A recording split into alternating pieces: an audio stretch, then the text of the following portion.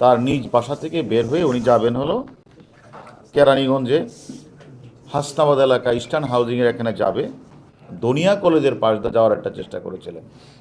তখন এই জামাত বিএনপি সদস্যরা তাকে ধরেছেন, ধরে তাকে প্রথম পিটালেন।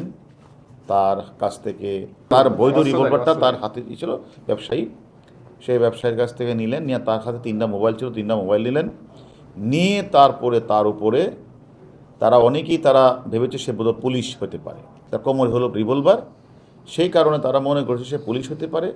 আবার কেউ কেউ বলছে সে যেহেতু রিভলভার নিয়ে আসছে সে নিশ্চয়ই আমাদেরকে মারা, এরকমভাবে তাকে তার করে বেদম পিটে পর 1-1.5 কিলোমিটার তাকে টেনে নিয়ে গেল, যেটা আমরা ছবিতে দেখলেন। তারপরে একটা জিডি হয়, জিডির প্রিকেতে আমাদের ওয়ারি ডিভিশন এটা তদন্ত করছেন ইলিয়াসের নেতৃত্বে। সেখানে তারা এই ঘটনার সাথে জড়িত 5 জনকে গ্রেপ্তার করলেন।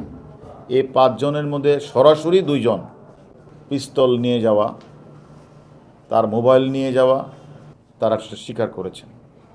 এবং আমরা এই যে বৈধ রিভলভারটা উদ্ধার করেছি, মোবাইলগুলি উদ্ধারও হয়ে যাবে।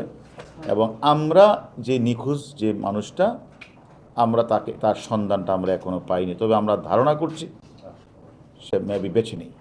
আজকে তারা কোঠাকে ঘিরে যে ধরনের অমানবিক কাজগুলি দেখিয়েছেন, আমরা তাদের 5 জনকে গ্রেপ্তার করি, তারা অলরেডি স্বীকার করেছেন।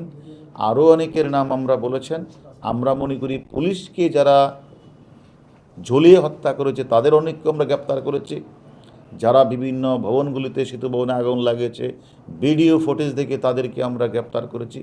আমরা মনে করি ঢাকা শহরের বিভিন্ন অঞ্চলগুলিতে সরকারি বেসরকারি স্থাপনায় পুলিশ সদস্যদের উপর হামলা এবং আমাদের পুলিশের স্থাপনায় যারা এ ধরনের বর্বরচিত হামলা করেছেন, আমরা মনে করি বাংলাদেশের কোথাও আপনারা লুকিয়ে পার পাবেন না।